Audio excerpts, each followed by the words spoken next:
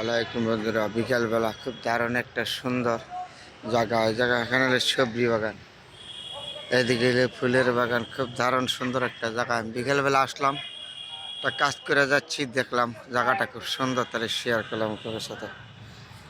এই যে এইখানে লাগাইতেছে আবার বেগুন ছাড়া, এগুলি বেগুনের গাছ। খুব সুন্দর একটা জায়গা, বেগুনের গাছ লাগাইতেছে। আবার ফুলের গাছ, এখানে হলো লাউ গাছ। খুব সুন্দর একটা জায়গা দেখে আমি খুব সন্তুষ্ট হয়ে গেলাম।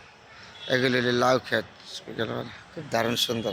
বেগুন গাছ লাগাইছে, খুবই সুন্দর লাগছে। বেগুন গাছগুলি কিছু বেগুন ধরে যাবে। লাউ ঢোকা, এগুলি হলো লাউ গাছ, কত সুন্দর। এই শীত সিজন হলো সবজি, লাউ সবজি হলো দারুণ একটা সবজি। এটা দেখার মতন জায়গাটা, তাহলে আপনাদের সাথে শেয়ার করলাম। এগুলি হলো বেগুন গাছ।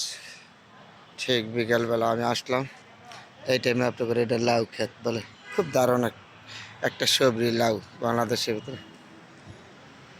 বেগুন ধরে গেছে তো, বেগুন গাছে, বেগুন গাছ। যে এটার মাঝে বেগুন ধরে গেছে, বড় হয়ে গেছে গাছটা, খুব সুন্দর। ঠিক বিকালবেলা। এই যে টমেটো গাছে ফুল পড়ে গেছে, টমেটোগুলো এই দিন গাছে ফুল পড়ে গেছে। খুব যারা কিছুদিনের ভিতরে টমেটো ধরে যাবে, ফুল পড়ে গেছে। আর এগুলো হলো টমেটো গাছ, এই যে ফুল পড়ে যাবে কিছুদিনের ভিতরে, টমেটো ধরে যাবে। আর এগুলো হলো দেশি মরিচ গাছ, এই যে ফুল গাছ, মরিচ গাছগুলি খুবই সুন্দর।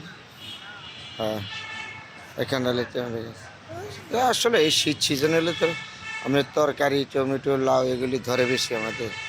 সোনার বাংলাদেশে খাট তাহলে যেখানে জায়গা লাগাবেন এখানেই হবে, তাহলে খুবই সুন্দর। এই যে টমেটো ধরে গেছে এখানে। হ্যাঁ, বাংলাদেশে যেখানে লাগাবেন সেইখানে সুন্দর হয়ে আসে আর কি। তারপরে আপনাদের সাথে শেয়ার করলাম বন্ধুরা। শুভ বিকেলবেলা, ভালো থাকবেন।